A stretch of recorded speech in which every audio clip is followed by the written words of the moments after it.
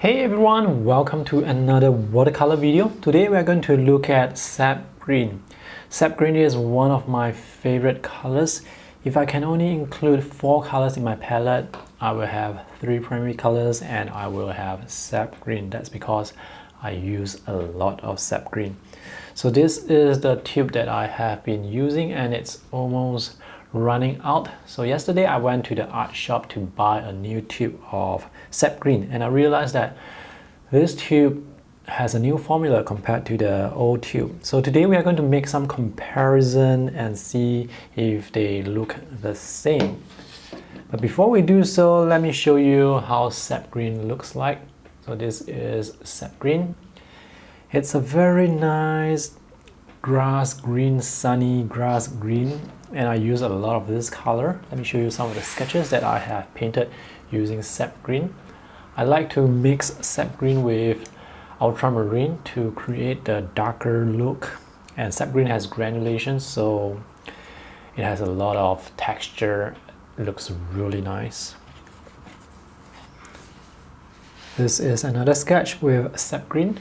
Again, lots of texture here, and when you use it with ultramarine, the whole sketch will feel very textured. So for this page here, as you can see, a lot of Sap Green. Alright, so I'm going to paint some color swatches to test out the new formula. This sketchbook that I'm using, this is the Hanamule sketchbook. We'll put the old one on the left side and the new one on the right side. This pen that I'm using, this is the Uniball Signal DX. It's waterproof. So let's take a look at the old formula. We have Quinacridone Gold PO 49 and Phthalo Green PG7.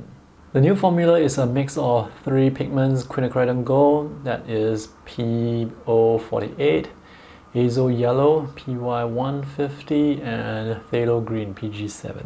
So they still have Phthalo Green in it.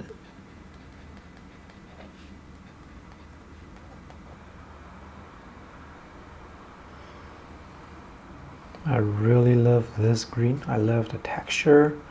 I love the shade. You can use this green straight from the tube and it will still look natural.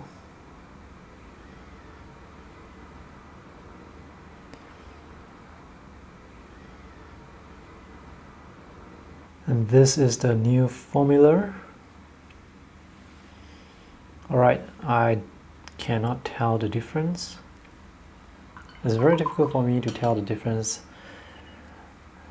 Maybe this is a bit, it has a bit more yellow to it, but very difficult to tell them apart.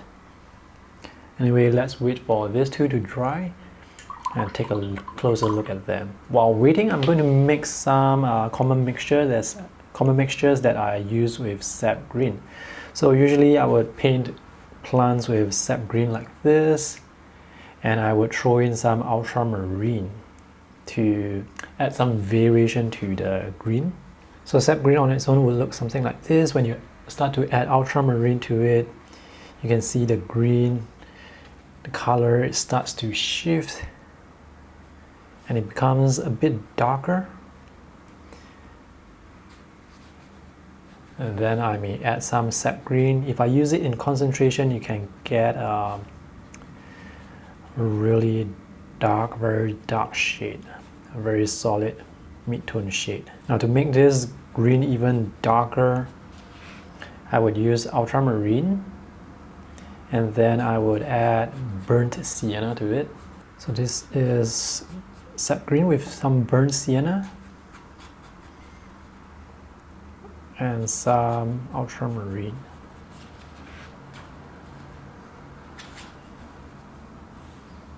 While waiting for all these swatches to dry, let me paint something with Sap Green. So this is just a very simple pencil sketch. I like Sap Green more than Phthalo Green because Phthalo Green, you definitely have to neutralize it before using it. phthalo green is a bit unnatural if you use it straight from the tube. It's too bright. Colors like that, they don't exist in its pure form in nature. As for sap green, you can definitely see this sort of colors with grass that is under the sun. That's why I use a lot of sap green, because I use to paint things like this. And for darker shades, I would add some ultramarine just to add some variation. Sometimes I would make sap green with ultramarine, sometimes I would just dab ultramarine into sap green like this. So once you have ultramarine in, the color looks slightly darker. That's how you get some of the shadows with the greens. When you add ultramarine and burnt sienna, you get this much darker version.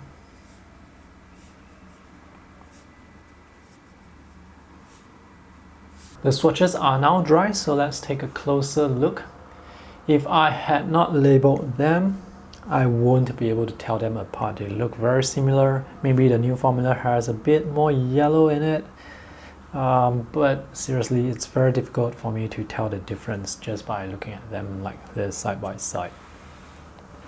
So these are some of the color mixtures from the old formula. I really love the texture when you add ultramarine to it. And when you use sap green in concentration, you can get a very solid color like this, very strong, intense color, very deep color. And when you add ultramarine, you get the variation in the green. So this is a very easy way to add variation to your green. Just dab in some blue to it and let the blue mix and blend. And here I have burnt sienna, and this is ultramarine.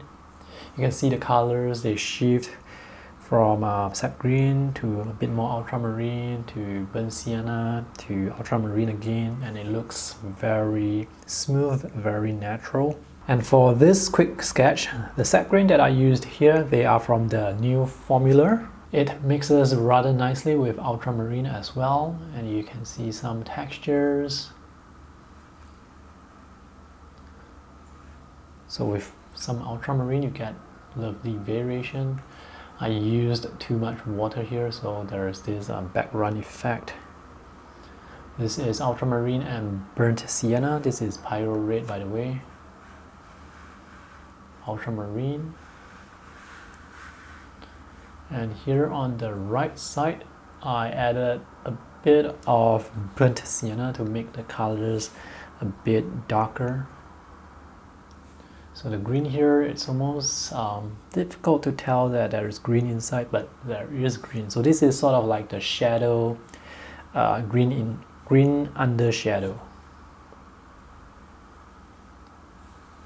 So you can use greens to paint grass like this. This is straight from the tube and it looks natural. So the new formula works really well. I like it. I definitely have no problem switching over to this.